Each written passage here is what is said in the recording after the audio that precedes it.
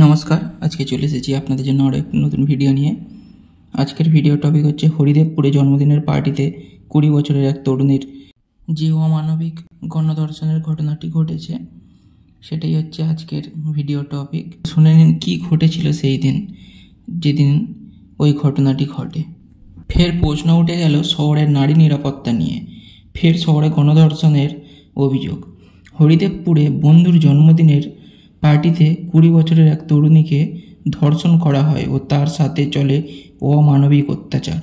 ইতিমধ্যেই হরিদেবপুর থানায় গণধর্ষণের ঘটনাটি রুজু করা হয়েছে। অভিযোগটি করে ওই তরুণী নিজেই।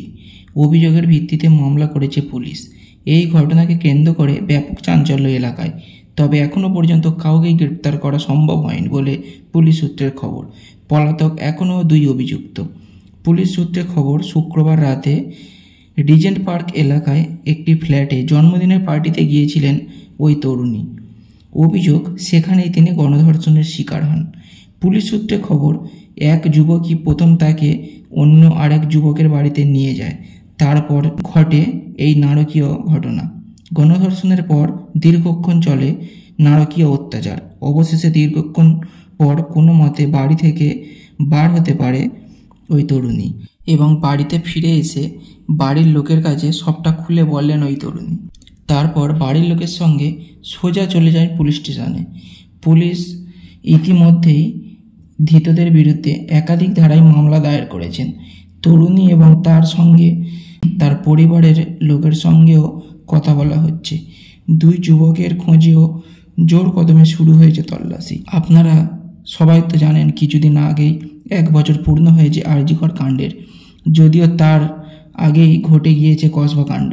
শহরের বিখ্যাত ল কলেজের ছাত্রীর উপর নারকীয় যৌন নির্যাতনের অভিযোগ ওঠে। সে ঘটনাও ফের তোলপাড় হয়েছিল শহর। শেষ পর্যন্ত মূল অভিযুক্ত ছাড়া বাকি অভিযুক্তদের গ্রেপ্তার করে পুলিশ। এরই মধ্যেই হরিদেবপুরের ঘটনায় ফের শুরু হয়েছে শহর জুড়ে তোলপাড়।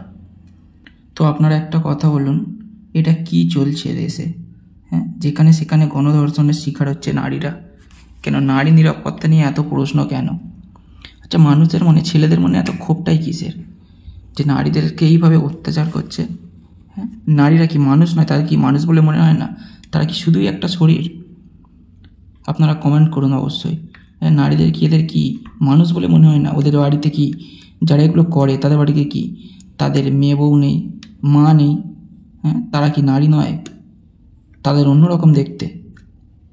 যে কোনো নারী দেখলে তাদের উপরে এইভাবে পশুর মতো ঝাঁপিয়ে পড়ে, যে জঙ্গলের মধ্যে বাঘের সামনে যেন কোনো মানুষ এসে পড়েছে।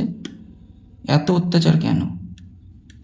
এদেরকে কি করা উচিত বলুন তো? আমার তো মনে হচ্ছে এদের শাস্তি কম হচ্ছে, নাহলে এত ধর্ষণ হচ্ছে কেন? শুধু এই তো নয়, ফেসবুক খুললে বা ইনস্টাগ্রাম খুললে কত ঘটনা সামনে আসে। শুধু আমাদের রাজ্য বলে নয়, প্রায় প্রতি রাজ্যেই এইরকম ঘটনা শুনতে পাওয়া যায়। তো যেগুলো তো ক্যামেরার সামনে আসছে বা যারা বেঁচে থাকছে তাদের ঘটনাগুলো নয় সামনে আসছে, যেগুলো সামনে আসছে না সেরকম ঘটনাও তো কম নেই। তাহলে এত অত্যাচার কিসের একটা মানুষের উপরে? সে শুধু নারী বলে যৌন নির্যাতন করার এত শখ তাদের? আমার তো মনে হয় যে খাসি কাটা হয় যেভাবে, এদেরকে খাসি কাটা করে রোডের উপরে ঝুলিয়ে রাখা দরকার। তারপরে যারা এই রেপিস্ট, যারা এই নারীদের উপরে যে অত্যাচারগুলো করে বেড়ায়, তারপরে একটু যদি শিক্ষা হয়, আমার মনে হচ্ছে এদের শাস্তি কম হচ্ছে। সরকারের কিছু করা উচিত, যেখানে অতিরিক্ত শাস্তি হবে। এমন কিছু শাস্তি হবে যারা এরকম করতে ভাববে তাদের আত্মা পর্যন্ত কেঁপে উঠবে, সেই রকম করা উচিত। শাস্তি অতিরিক্ত কম হচ্ছে, না হলে এত হচ্ছে কি করে? প্রায় মাসে মাসে শুনতে পাওয়া যাচ্ছে এরকম ঘটনা। কেন এত অত্যাচার কিসের? তো আপনারাই কমেন্ট করে বলুন যে এদের সাথে কি করলে তারপরে এরা এইসব করা বন্ধ করবে। আপনারা অবশ্যই কমেন্ট করবেন আমি যদি কিছু ভুল বলে থাকি। নমস্কার।